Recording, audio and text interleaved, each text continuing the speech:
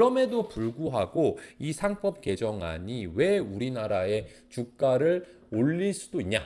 왜 4,000포인트, 5,000포인트를 갈 수도 있냐라고 얘기를 한다면 사람들의 인식 변화입니다. 네, 본격적으로 오늘 코너 시작해 볼 텐데요.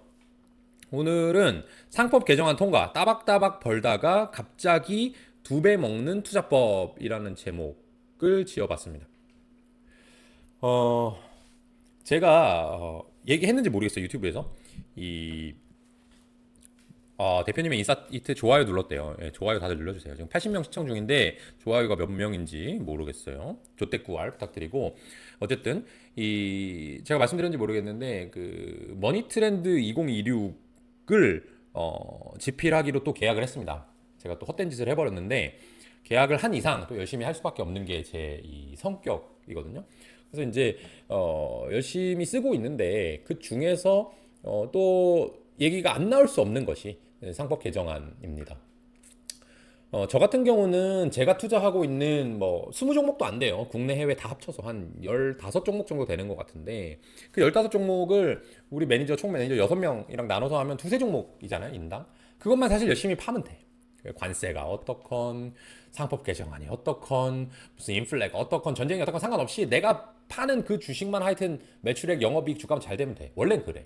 근데 여러분들은 또 그렇지 않잖아요. 제가 가지고 있는 그 15 주식을 여기에 이제 가입하신 분, 메리츠 랩을 포함한 저희 회사 고객이 되신 분은 뭔지 대략 짐작은 하시겠지만 그렇지 않은 대다수의 분들이 제가 요새 영상 올리면 이제 수천 뷰에서 많으면 만 뷰 뭐 이렇게 나오는데 그 중에 저희 고객은 많아봐야 뭐 5% 미만이거든요. 그럼 나머지 수천 명은 궁금한 게 그게 아닌 거지. 그분들이 궁금해하는 건 누가 물어봐주냐? 김 작가가 물어봐주고 부익남이 물어봐주고 그렇단 말이죠. 근데 그게 책으로 나오는 게 머니트렌드 시리즈고 이번에 2026판 아마 추석 전후에 나올 거예요. 그 2026판에 뜨거운 감자가 될 수밖에 없는 게 상법 개정안입니다. 그래서 저도 공부를 조금 해봤고요. 먼저 이 상법 개정안 통과 이후에 어떻게 주식시장이 변할 거냐 라는 얘기를 간략히 하고 그 다음에 실제로 따박따박 벌다가 갑자기 2배 먹는 투자법에 대해서도 언급을 할 겁니다. 더 퍼블릭 자산운용은 어차피 거시경제라든지 주식시장 전반 또는 뭔가 규제 이런 거에 대해서 아주 큰 관심이 있는 하우스는 아닙니다. 저번에 금융투자 소득세에서만 제가 뿔이 상당히 많이 나 있었고 그 외에는 우리는 항상 잘할 수 있어. 어떤 일이 일어나도 괜찮아. 수익 꾸준히 낼 수 있어. 라는 생각인데, 그래도 뭔가 아이디어를 짜봤더니, 이거는 더 퍼블릭 자산운용의 스타일과 되게 닮아있네? 상법 개정안에 빗대어서, 이렇게 한번, 기대어서, 업혀서 한번 돈을 벌어볼 수 있겠네? 하는 방법도 구체적으로 설명을 드릴 겁니다. 제 티셔츠 귀엽다고 하셨는데, 진짜 비싼 겁니다. 이게 아트바젤 마이애미에 가서 산 건데 어, 실제로 유명 아티스트가 그린 그림을 바탕으로 만든 굿즈여가지고 가격도 상당히 비싸고 마이애미까지 왔다 갔다 하는 값, 그 다음에 아트바젤 입장료 이런 거 생각하면 정말 비싼 티셔츠입니다. 알아봐 주셔서 감사하고요. 그럼 상법 개정안에 대해서 간략히 사실 이런 것들은 딴 데서도 많이 설명해 주시니까 저는 간략히만 얘기를 해볼게요. 이번에 2025년 7월 얼마 안 됐습니다. 국회가 더불어민주당하고 국민의힘 여야가 이제 합의를 통해서 통과시켰는데 한마디로 요약을 하자면 대주주 마음대로 하지 마라. 한마디로 이렇게 할 수 있습니다. 그 중에 대표적인 건 뭐냐면 이사의 충실 의무 대상. 뭐 최근에도 그 하이브 자회사인 뭐죠? 그 민희진 대표. 민희진 대표가 뭐 배임해서 무혐의가 나왔네 어쨌네 뭐 이런 얘기 나오잖아요. 그러니까 이 상법상 주식회사의 이사들이 가장 걱정하는 게 이 배임 문제입니다. 내가 어떤 의사를 표현해서 어떤 의견을 개진해서 이사회에서 통과가 됐단 말이에요. 이사회는 사실 어떻게 보면 회사의 최종 그리고 최고 의사결정 기구라고 볼 수 있어요. 그래서 어떤 의사결정을 했어요. 뭐 M&A를 하자, 신규 투자를 하자, 회사를 매각하자, 뭐 자회사를 상장하자, 뭐 이런 얘기를 했는데 그게 회사한테 나쁘게 영향을 미쳤어? 하면 배임. 그냥 형법으로 뭐 다스려버려. 잡혀가는 거예요. 그러니까 이게 가장 큰 문제인데 기존에는 이 이사들의 충실 의무 대상이 회사였습니다. 회사. 근데 회사가 뭐야 대체? 회사라는 무형의 개체를 얘기하는 거야? 거기 사장님이야? 뭐 대주주야? 임직원이야? 누구야? 잘 몰라. 그러니까 미국과는 다르게 어쨌든 주가가 올랐냐 내렸냐는 사실은 큰 관심사가 아니었어요. 결과적으로 해석하기로 회사를 위해서 했어요라고 하면 대부분 넘어가는 거야. 근데 미국 투자하다 보면은 그런 경험을 아마 해보신 분들이 꽤 계실 텐데 주가가 내리잖아요. 어떤 뭐 실적이 나왔어, 뉴스가 나왔어, 뭐 공시가 떴어, 주가가 떨어졌어. 그러면 그 주식에 대해서 검색을 해보면 가장 많이 나오는 뉴스가 뭐냐면 로펌들이에요. 로펌이 갑자기 상장기업 뉴스에 왜 나와? 너네 이 주식 투자했는데 주가 떨어졌지. 손해봤지. 우리랑 같이 소송하자. 집단 소송하자. 결국에는 회사가 뭔가 잘못했을 거야. 그러니까 걔네들을 고소한 다음에 돈 받아줄게 라고 하는 로펌들이 막 광고하려고 엄청나게 기사를 냅니다. 우리나라는 그게 없었던 거죠. 근데 이번에 상법 개정안에서 이사의 충실 의무 대상이 회사가 아니라 전체 주주 그냥 정해버렸어. 대주주도 그렇고 소액주주도 그렇고 뭐 어쨌든 주주한테 피해를 끼치면 안 돼. LG 엔솔이 LG 화학이 LG 엔솔을 이제 쪼개기 상장을 했는데 그게 장기적으로 LG 화학이나 LG 엔솔이나 전체 LG 그룹한테 좋든 나쁘든 어떤 특정 시점에 주주한테 손해를 입혔다라고 하면 문제가 될 수 있다는 거죠. 그러면 이 이사들이 정말 의사결정을 할 때 사장님, 회장님 말만 듣는 게 아니라 진짜 이거 내가 고소 안 당하려면 배임으로 안 잡혀가려면 어떻게 해야 되지? 라고 생각하게 된다는 거죠. 그리고 이제 집중 투표제 3% 룰이라는 것도 있는데 집중 투표제는 아직 계류 중입니다. 넘어가지 않았어요. 이사회에 이미 선임된 사람들의 의무를 강화하는 게 이제 충실 의무 대상 확대라고 한다면 이 집중 투표제하고 3%룰 같은 경우는 회사의 경영진, 그러니까 이사를 구성할 때부터 주주들을 신경 써라. 회장님 마음대로 앉힐 수가 없다라는 겁니다. 지금까지는 이사를 선임할 때 1번 이사 땡땡땡 홍길동 찬성 반대. 2번 이사 뭐 김현준 찬성 반대. 3번 뭐 누구 이재용 찬성 반대. 이렇게 하니까 결과적으로 최대 주주가 항상 이길 수밖에 없어. 1번도 최대 주주가 결정한 사람을 최대 주주 투표로 당선시키고 2번도 3번도 선임시키고 다 하니까 할 수가 없었는데 이 집중투표제라는 건 뭐냐면 이사를 선임을 예를 들면 3명을 해야 된다? 그러면 각 주주가 3표씩 갖고 있는 거야. 3표씩. 한 주당 3표씩. 그러고 이걸 몰아서 줄 수 있어. 내가 1번 이사한테 3표를 다 주자. 3번 이사한테 3표 다 주자. 물론 기존처럼 한 표 한 표 한 표씩 줄 수 있다. 이 얘기는 뭐냐 하면은 대주주가 표를 결과적으로 내가 많이 갖고 있어도 3명 다 선임시키는 건 어려울 수 있다는 얘기죠. 한두 명은 통과시켜도 나머지 주주들이 힘을 모아가지고 얘는 무조건 떨어뜨리고 얘를 무조건 이사로 선임하자라고 하면은 이길 수도 있다라는 게 집중투표제고요. 3%룰 같은 경우는 더 강력합니다. 감사라고 해서 이사는 이제 경영을 하는 사람들이고 의사 결정을 하는 사람들이고 그 이사회를 감시하는 사람, 잘하고 있나라고 보는 사람을 감사라고 하는데 이 감사를 정할 때는 지분율의 3%까지밖에 못 써. 내가 대주주 뭐 100% 주주든 99% 주주든 50% 주주든 30% 주주든 상관이 없이 3%까지밖에 못 쓰는 거야. 그러니까 대주주가 주식이 많아도 다른 주주가 3%까지만 있으면 합쳐서 3%까지만 있으면 대주주랑 동등하게 감사 선임에 대해서 싸워볼 수 있다는 거죠. 그래서 집중 투표제를 통해서 이사를 선임할 때 견제할 수 있고 3% 룰을 통해서 이제 감사를 소액주주가 원하는 또는 대주주가 아닌 사람이 원하는 사람을 선임함으로써 대주주를 비호하는 대주주의 말을 잘 들어주는 이사회를 견제할 수 있는 감시할 수 있는 감사를 뽑을 수 있다라고 하는 거죠.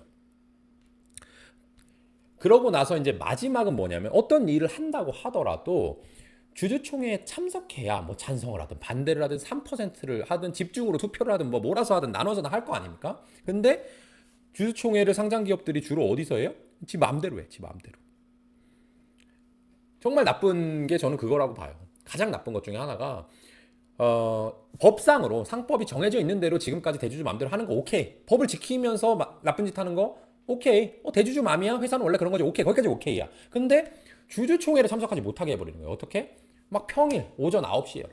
근데 5분 늦잖아? 그러면 이미 끝나 있어. 5분 만에 모든 안건이 다 끝나 있어. 근데 그걸 5분을 늦을 수밖에 없도록 어디서 하냐면 서울 본사 역삼동에 뭐 여의도에 뻔히 있는데 일부러 막 강원도, 경상도, 충청도 이런 데서 하는 거야. 지네 공장이 있다고, 지네 사무소 있다고. 그러니까 내가 아무리 주주라도 기관 투자자가 아닌 한 해야 휴가 내고 지방까지 가가지고 근데 8시에 들어가야 돼. 그러려면 전날 밤새고 하룻밤 자고 근데 잠깐 뭔가 화장실 갔다 늦었어? 옷 입다가 뭔가 빠뜨리고 왔어? 그러면 이제 주주총회 참석 자체가 안 되는 거죠. 그런 문제를 이제 방지하기 위해서 전자주주총회를 의무화하고 그다 녹화하고 그다음에 전자로 투표할 수 있도록 그렇게 바꿨거든요. 그러면 물론 그것도 어렵죠. 학생이거나 회사원이면 평일인데 내가 핸드폰이나 뭐 태블릿이나 랩탑을 가지고 주주총회 본다, 이거 표결한다, 약간 눈치 보이지. 그래도 사실은 어차피 한 30분, 길어야 30분, 뭐 아니면 10분 안에 끝날 거니까 내가 잠깐 커피 마시러, 담배 피러, 화장실 간다고 하고 충분히 표결할 수 있는 거거든요. 이런 것들이 이제 상법 개정안의 큰 골자입니다. 근데 이렇게 한다고 해서 주가가 오르냐? No, 그건 관계없어. 어떻게 보면 의사결정이 더 늦어질 수도 있어요. 대주주가 정말 똑똑하고 만약에 소액주주가 잘 모르거나 회사에 대해서 의사결정을 할 만한 능력이 부족하다라고 생각이 되면 사실은 대주주의 말에 따라서 잘 가는 게 좋거든. 그러니까 워렌 버핏도 경영자한테 경영을 다 맡기는 거야. 실제로 그럴 수 있는 회사만 인수하는 거고. 근데 사사건건 방해놓고 회방 놓고 뭐 하면은 대주주가 뭘 하려고 해도 잘 할 수가 없을 수도 있죠. 그런 단점도 있어요. 그럼에도 불구하고 이 상법 개정안이 왜 우리나라의 주가를 올릴 수도 있냐? 왜 4,000포인트, 5,000포인트를 갈 수도 있냐라고 얘기를 한다면 사람들의 인식 변화입니다. 이 주가라고 하는 거는 결과적으로 사람들의 심리거든요. 사람들이 그 주식, 그 경제가 좋아질 거다라고 생각하면 진짜 주가가 오르는 거야. 회사의 변화가 아무것도 없어도. 물론 결과적으로 변화가 없었다라고 하면 다시 주가 떨어지죠. 그리고 이거 안 될 거야. 이거 너무 미래가 없어라고 하면 주가 떨어져요. 근데 회사가 잘하면 나중에 올라가긴 하지. 근데 단기적으로는 사람들이 어떻게 생각하느냐가 중요하다고. 그게 결국에는 주식시장의 이 평가, PER, PBR을 얘기를 하는 건데 우리나라 PER, PBR이 다른 나라에 비해서 훨씬 더 낮게 평가되고 있거든요. 그거를 이제 코리아 디스카운트라고 하고 코리아 디스카운트가 되는 요인은 여러 가지가 있습니다. 이 뭐 상법 개정 된다고 해가지고 바로 우리나라가 뭐 5,000포인트 가는 건 아니에요. 첫 번째는 이제 북한이랑 국경을 맞대고 있죠. 위험해, 무서워. 우크라이나처럼 이스라엘처럼 되면 어떡해? 라는 생각을 할 수가 있는 거죠. 두 번째는 우리나라의 경제 구조에 있는데 우리나라 내수가 작습니다. 일본이나 이란 뭐 이런 나라들은 인구가 1억이 넘어. 그러니까 자기네들끼리만 이렇게 먹고 살고 치고받고 순환해도 크게 문제가 안 생깁니다. 근데 우리나라는 천연자원 없지? 식량 주권도 없어. 다 사와야 돼. 사와가지고 그걸로 먹고 살면서 물건 만들어서 다 팔아야 돼. 근데 누구한테 팔아야 돼? 중국이랑 미국한테 팔아야 돼. 중국한테 중간재 팔아야 되지, 산업재 팔아야 되지, 미국한테 소비재 팔아야 되지. 전 세계의 제일 대국이랑 경쟁을 해야 돼요. 쉽겠어요? 어렵지.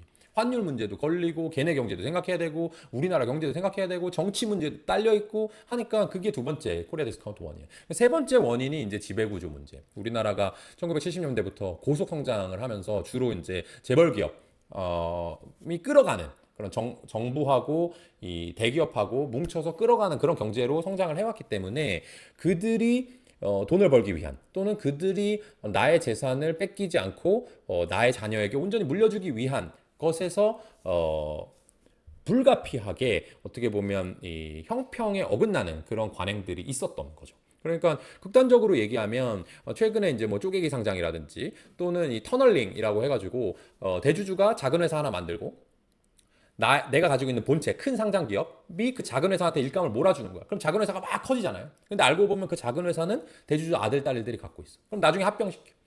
그러면 기존의 상장 기업을 갖고 있던 사람들의 기업 가치, 주주 가치가 훼손 되겠죠. 그런 것들은 이제 터널링, 일감 몰아주기라고 하는데 그런 것들이 어떤 특정 기업이나 전체 우리나라 경제의 이익을 막 많이 깎아먹는다기보다는 그냥 한국 안 될 것 같아. 그러니까 여러분들도 1, 2년 전에 그렇게 얘기했잖아요. 국장 안 돼. 야, 국장 탈출은 지능순이야. 이렇게 많이 얘기했잖아. 근데 그거는 저는 사실 공감하지는 않아요.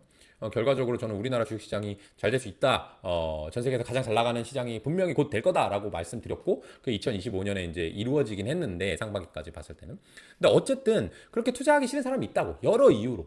그게 이제 코리아 디스카운트인데 그 중에 하나의 이유로 이제 걷어내 주는 것처럼 보이는 거죠. 이게 워킹할지 아닐지는 난 모르겠어. 근데 워킹한다고 사람들이 생각하기 시작하면 주가가 오르기 시작하고 오르기 시작하면 야 이것 때문인가 봐. 야 이제 한국 좀 괜찮나 봐. 내가 투자했다가 나중에 닭 줬던 개가 지붕 쳐다보는 그런 격이 안 되는가 봐.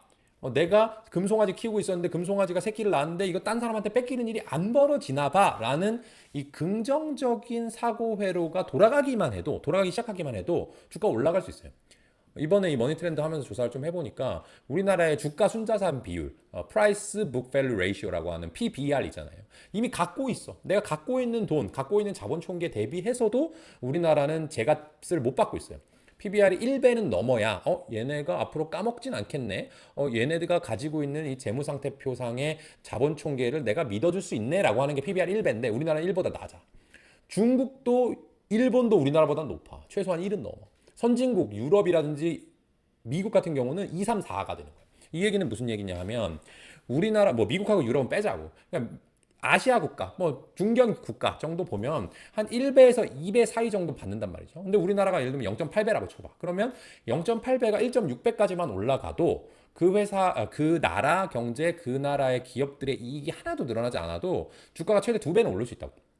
2배. 그럼 3천이 6천이 되는 거야. 근데 아까 얘기했던 거 그냥 산술적으로 봐서 코리아 디스카운트의 원인이 대북, 지정학적 리스크, 그다음에 우리나라 경제 구조, 수출, 그다음에 대기업 위주 뭐 이런 것들, 그다음에 세 번째가 지배 구조 개편 이런 거라고 본다면 3분의 1씩 보면 이게 30%, 30%, 30%라고 보자고. 그럼 30% 정도는 오를 수 있는 거야. 그러면 3,000포인트에서 30% 정도만 이 사람들의 인식이 개선이 되면 4,000포인트가 되는 거거든요. 4,000포인트 되면 사실 날아가는 거지. 우리나라 사람들이 한 번도 봐보지 못한 주식시장에 포인트가 또 오게 되면 지수가 오게 되면 이 사람들 또 이게 돌아버리거든요. 그러면 아파트 아니.